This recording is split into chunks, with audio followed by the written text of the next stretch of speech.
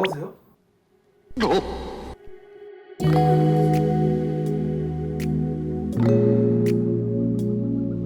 네.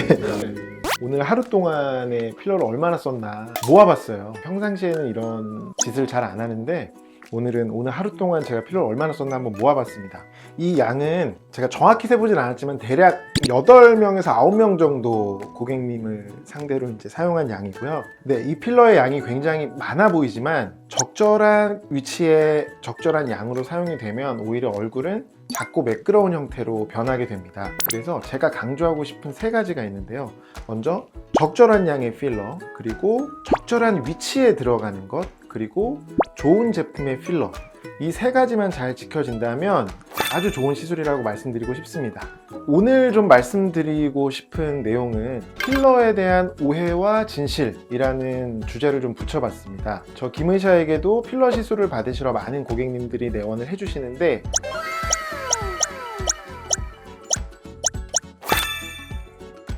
공통적으로 물어보시는 질문들이 좀 있어요. 그리고 걱정하시거나 또는 굉장히 좀 두려워하시는 부분들이 있기 때문에 그 부분에 대해서는 제가 최대한 좀 명확하고 좀 이해하기 쉽게 좀 설명을 드려봐야 되겠다는 생각을 좀 했었습니다. 그래서 오늘 필러에 대한 오해와 진실이라는 주제로 말씀을 드려보도록 하겠습니다. 뭐 하세요? 아니 어쩌다가 죄송합니다. 네, 오늘은 제가 필러에 대해서 좀 자세하게 말씀을 드려보고 싶습니다. 그래서 제가 특별히 조금은 불쾌하실 수 있지만 제 얼굴에다 직접 좀 표시를 해놓고 설명을 드리면 좀 이해하시는 데에 도움이 되실 것 같아서 좀 무리를 했습니다. 그리고 오늘은 필러에 대해서 제가 시술을 많이 하고 있기 때문에 그동안 제가 받았던 여러 가지 질문과 오해하실 만한 내용들에 대해서 좀 정리를 해서 설명을 드려보는 시간을 가져보도록 하겠습니다. 네, 오늘은 제가 얼굴에다가 직접 색깔을 좀 칠해봤습니다. 자, 이 색깔이 뭐냐면 필러가 들어갔을 때 좋은 위치, 그 다음에 필러 들어가서 나쁘지 않아요 하는 괜찮은 위치, 그리고 필러가 절대 들어가면 안 되는 위치를 좀 구분을 해보았습니다. 근데 원장님 그러면 필러를 맞으면 위험한 위치가 어디인지 지금 원장님 얼굴에 지금 다 표시를 해놓으셨잖아요. 여기에 맞춰서 한번 말씀해 주실 수 있을까요? 네. 상대적으로 필러가 들어가면 안 되거나 위험한 위치는 지금 빨간색으로 표시를 해놓은 위치입니다. 이제 볼의 아래쪽, 그리고 입술 옆에 옆볼 쪽, 이쪽으로는 필러가 가급적이면은 들어가면 안 되고 들어가더라도 정말 적은 양이 들어가거나 미세하게 조정 정도만 하는 위치로만 들어가야 하는 위치입니다. 그리고 또 하나, 제가 지금 요 코 옆으로 빨갛게 선을 그어놨는데요. 이게 얼굴에서 가장 중요한 동맥입니다. 얼굴 동맥인데요. 이게 지금 보시는 것처럼 코 옆, 눈 옆, 그리고 미간 쪽으로 올라갑니다. 그렇기 때문에 요 혈관이 가까운 쪽으로 필러 시술을 하는 것은 상대적으로 위험한 위치이기 때문에 그 부분은 각별한 주의가 필요한 위치라고 말씀드리고 싶습니다. 볼의 아래쪽 영역과 그리고 이제 요 입술 옆에 이런 옆볼 쪽은 필러가 들어갔을 때 딱 필러를 지지할 수 있는 공간이 없습니다.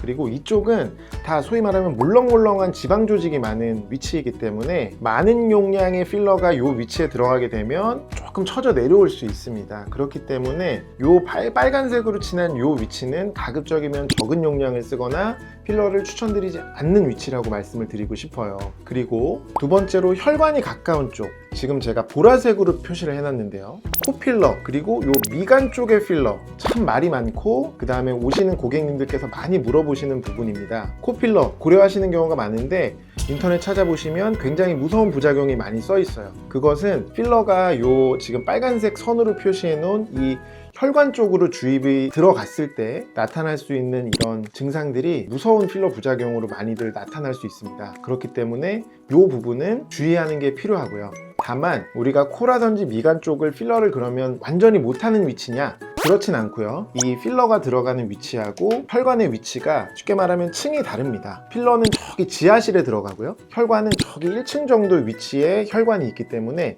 그 층의 위치를 다르게 해서 필러가 잘 들어가게 되면 우리가 혈관 사고로 이어지는 필러 부작용은 잘 나타나지 않기 때문에 정확하게 시술을 잘 해주실 수 있는 원장님과 충분한 상담을 하시고 시술을 받는 것을 추천드리고 싶습니다. 네, 원장님 그러면 반대로 필러를 맞으면 좋은 위치가 있을까요? 네, 지금 제 얼굴에 표시해 놓은 부분 중에서 파란색, 자, 이마하고요. 자, 거울을 보시면 턱끝. 한 군데가 빠졌습니다. 제가 요 입술을 좀 칠할 건데 네, 무섭네요. 저도. 어쨌든 요 파란색으로 표시를 해놓은 위치만큼은 필러가 아주 장점이 많은 위치다, 이렇게 말씀을 드리고 싶습니다. 먼저 이마 같은 경우는 넓은 위치입니다. 우리 이마는 얼굴에서 거의 절반에 가까울 정도로 넓은 위치를 차지하고 있는 위치라서 이 부분을 필러로 매끈하게 채워주게 되면 굉장히 예뻐지고 잘생겨지고 인상이 입체적으로 변할 수 있는 위치입니다. 그렇기 때문에 다른 수술적인 방법 또는 지방을 이식하는 방법, 다양한 방법들이 있지만 저는 이마만큼은 필러가 굉장히 장점이 많다, 이렇게 말씀드리고 싶고요. 유지기간 측면에서도 이마 필러는 아주 깊은 공간에 적절한 양이 잘 들어가게 되면 2년, 3년 이후에도 아주 그 모양을 정확하게 잘 유지하고 있는 경우가 많기 때문에 이마 필러는 필러의 장점이 많다, 이렇게 말씀드리고 싶습니다. 두 번째로는 입술입니다. 입술은 시간이 지날수록 입술 볼륨이 줄어들고 꺼지고 또는 모양을 예쁘게 만들기 위한 시술들을 하시는데요. 입술은 필러 말고 다른 대체제가 없습니다. 필러만 가능합니다. 수술적인 방법 불가능합니다. 그렇기 때문에 입술 모양을 예쁘게 만들거나 또는 아주 가늘어진 입술에 볼륨감을 채워주는 시술로는 필러가 아주 훌륭한 시술이라고 말씀드릴 수 있겠고요. 일반적으로 생각하셨을 때 20대, 30대 아주 젊은 여성분들만 입술 필러 하는 거 아니야? 이렇게 생각하실 수 있는데요. 우리 40대, 50대 그 이상의 중년 여성분들도 나이가 들면서 입술이 얇아지기 때문에 그 얇은 입술을 자연스럽게 볼륨을 채워주게 되면 훨씬 생기 있는 얼굴이 됩니다. 그렇기 때문에 입술도 필러 시술을 받으셨을 때 아주 장점이 많은 위치라고 생각을 합니다. 네, 마지막 세 번째 위치는 턱끝입니다. 네, 제가 이렇게 파란색으로 표시를 해놨는데요.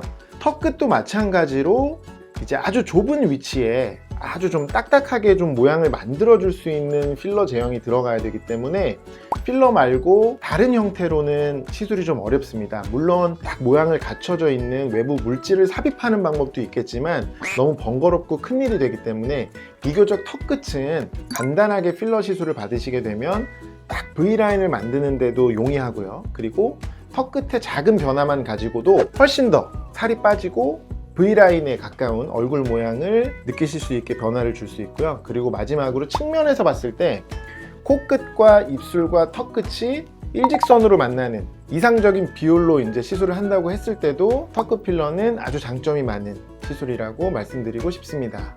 네, 원장님, 그러면 옆에 관자 그리고 턱 밑에 초록색은 어떤 부위일까요?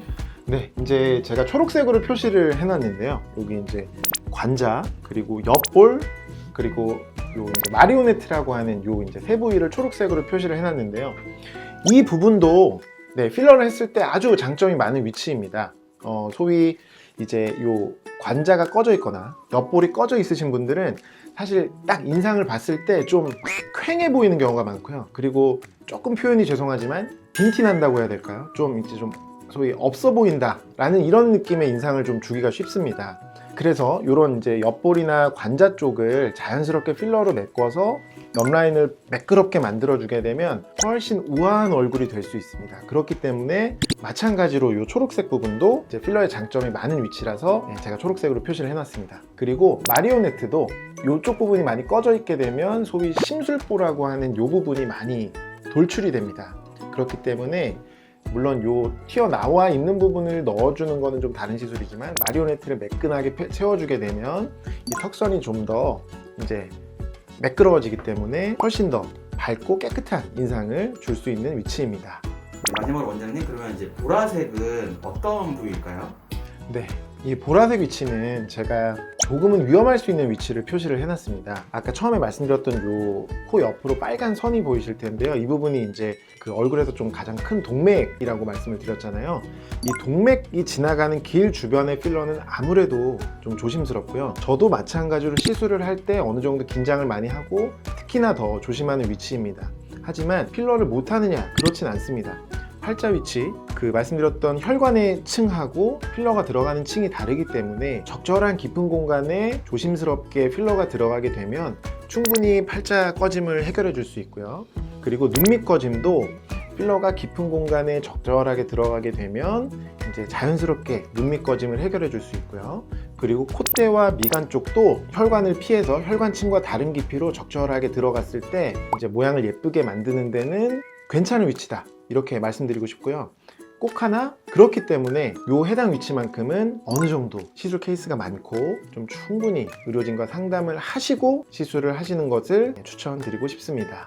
네, 원장님 그러면 요건 이제 개인적인 질문인데 네. 필러를 맞으면 녹을까요? 아니면 필러가 남아 있는 걸까요? 네, 이 질문도 제가 굉장히 많이 받는 질문입니다. 필러는 한마디로 말씀드리면 시간이 지나면 녹습니다. 필러의 주 성분은 히알루론산이라고 하는 성분입니다. 예전에는 히알루론산 말고 다른 형태의 필러 종류도 많았습니다. 하지만 다른 재료의 필러들은 위험성이 훨씬 더 크기 때문에 시장에서 다 퇴출이 되었습니다. 지금 현재 사용되고 있는 제품의 필러는 거의 100% 히알루론산 필러라고 해도 과언이 아닙니다.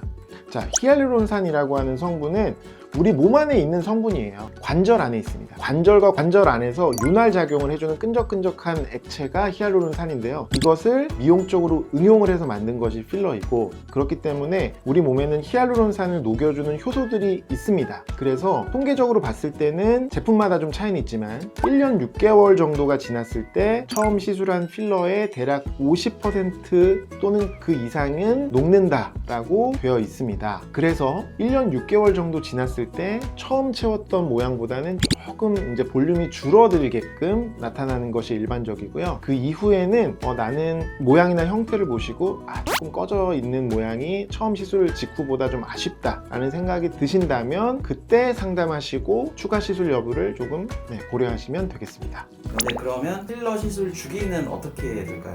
네. 필러 시술은 방금 말씀드렸던 것처럼 대략 1년 6개월 정도가 지나면 절반 정도가 이제 흡수가 된다, 이렇게 생각해 주시면 좋을 것 같아요. 물론 종류나 위치에 따라서 조금씩은 차이가 납니다.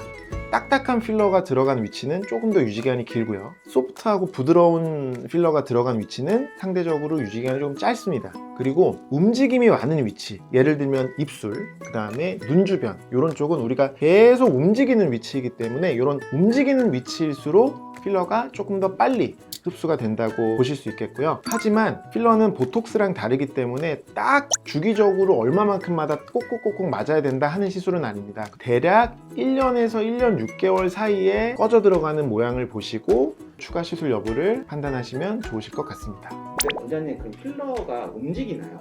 네, 이 부분도 제가 굉장히 많이 받는 질문입니다. 결론만 말씀드린다면 필러는 움직이지 않습니다. 네, 제가 좀 세게 말했죠. 단 조건이 있는데요. 적절한 깊이에 적절한 양이 들어가야 합니다. 일반적으로 필러는 상당히 깊은 공간에 위치해야만 합니다. 좀 더 쉽게 말하면 뼈 가까운 곳에 위치해야 돼요. 그렇게 되면 필러가 들어가고 그 위에 이제 두꺼운 피부 조직이 덮이게 되면 이 필러는 어디 가지 않습니다. 공이 있고 공 위에 두꺼운 겨울 이불이 여러 장 덮여 있으면 이 공은 어디 안 갑니다.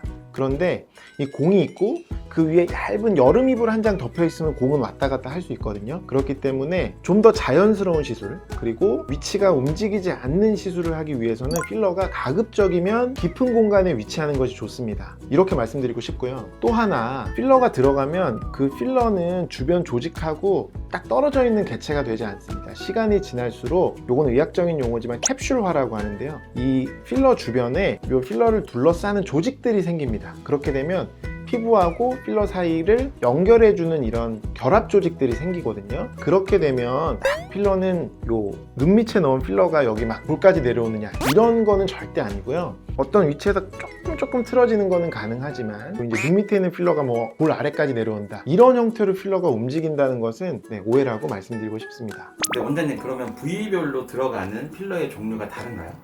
네, 물론입니다. 필러도 이제 종류가 여러 가지가 있는데요. 크게 보면 아주 소프트한 제형, 그리고 아주 딱딱한 제형, 그리고 그 중간 정도 되는 이 세 가지 타입으로 크게 좀 구분할 수 있을 것 같습니다. 예를 들면 이마와 코, 턱끝 같이 딱 모양을 유지해줘야 되는 위치는 상대적으로 딱딱한 필러가 들어갑니다. 그리고 눈 밑 앞볼, 그리고 팔자, 그리고 이런 관자, 옆볼 같이 조금 부드러우면서 형태를 유지해줘야 되는 위치는 중간 정도 딱딱한 제형이 들어가고요. 그리고 입술, 그리고 눈 밑 아주 가까운 위치, 이런 쪽들은 아주 자연스럽게 형태가 유지돼야 되기 때문에 상대적으로 가장 소프트한 제형의 필러를 사용을 합니다.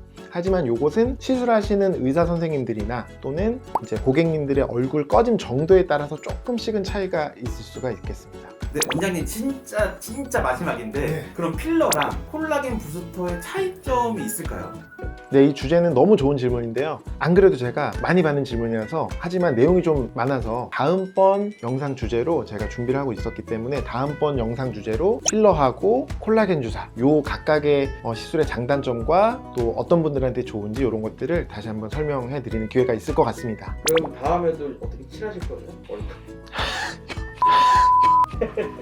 네, 지금까지 필러에 대한 주제로 좀 말씀을 드려보았습니다. 제가 공통적으로 받는 질문들 그리고 오해하고 있으신 부분을 좀 제 나름대로 정리를 해보았고요. 그리고 필러 시술을 고민하고 계셨다면 오늘 영상이 좀 도움이 되셨으면 좋겠고요. 최근에 제가 받는 공통적인 인식은 필러라는 시술이 굉장히 위험하고 뭔가 좀 잘못될 확률이 그렇게 높은 시술이 아니냐라는 질문을 굉장히 많이 받거든요. 근데 필러, 말 그대로 필러라는 것은 뭔가를 채워준다는 뜻입니다. 적절한 양을 적절한 위치에 좋은 제품으로 채워주게 되면 아주 안전하고 장점이 많은 시술이라고 말씀드리고 싶어요. 네, 오늘 제가 이렇게 색깔까지 칠하고 좀 한 것은 조금 더 필러 시술에 대한 이해를 좀 도와드리고 싶어서 이렇게 좀 색깔을 칠했고요. 네, 개인적인 바람은 좀 조금 더 필러에 대한 시술을 이해하시는데 도움이 되셨으면 좋겠다는 게 제 바람입니다. 네, 오늘 제가 드렸던 말씀 말고도 혹시라도 다른 궁금증이 있으시다면 댓글을 남겨주시면 제가 최대한 답변을 달아드리도록 노력하겠습니다. 오늘 김의샤 영상은 여기까지고요. 저희 김의샤 영상이 도움이 되셨다면 구독, 좋아요, 알림 설정 그리고 댓글까지 많이 부탁드리겠습니다. 감사합니다. 아이고, 이렇게까지. 네. 진짜 힘드네요. 아우, 안 지워진다.